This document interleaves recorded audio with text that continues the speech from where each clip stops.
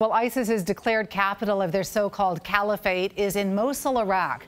I've just spent the last 2 weeks living just a couple of kilometers from the front line, documenting the daily terror that's being inflicted on innocent civilians in that city, as well as the story of volunteer medics who are trying to save their lives.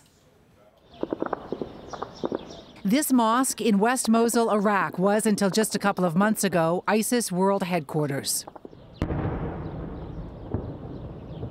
The sounds in the near distance, a constant reminder of the ongoing battle to squeeze out ISIS from their current stronghold in the old city not so far away.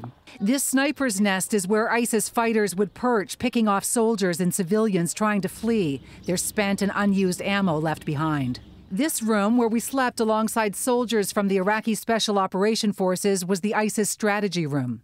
The room we sleep in is it's where they used to hold daily meetings. Which is a bit odd, I guess. It's kind of creepy, isn't it? Yeah. At this point, I'm fairly used to it, but to take a step back and think that, the bad guys used to spend all their time in the room that we sleep in. They used to hang out on the same rooftops as us and be right where I am right now. It's a little bit weird. From the roof, we can see the famed ISIS-controlled mosque in the old city with the leaning minaret, where the terrorists declared their Islamic State caliphate, an area that has come under intense airstrikes, RPGs and artillery fire from Iraqi and coalition forces. I'm about 2 kilometers from the front lines of West Mosul, and you can see right behind me here some of the smoke from the airstrikes and mortar strikes that have been almost constant. In fact, we just heard one now.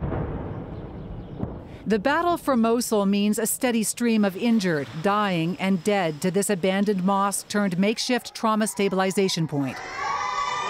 This is where Iraqi soldiers and civilians wounded on the front line get treatment from local medics and international volunteers before they're taken by ambulance to the nearest hospital. This is like the daily log that I keep of the number of patients and casualties we've had. A sniper shot to the head, or like this little kid had like his arm blown off. Newly liberated areas have been turned into apocalyptic ghost towns as life tries to return to normal in neighborhoods now free of ISIS.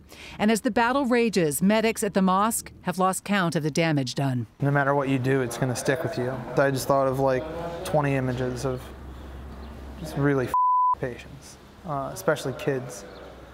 I don't know, I've forgotten thousands of patients at this point, deliberately.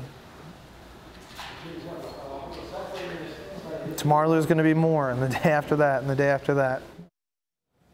And we saw a horrifying array of injuries caused by ISIS fighters who are systematically killing civilians who try to flee. And many Iraqi soldiers were treated for bomb blast injuries as well as sniper fire.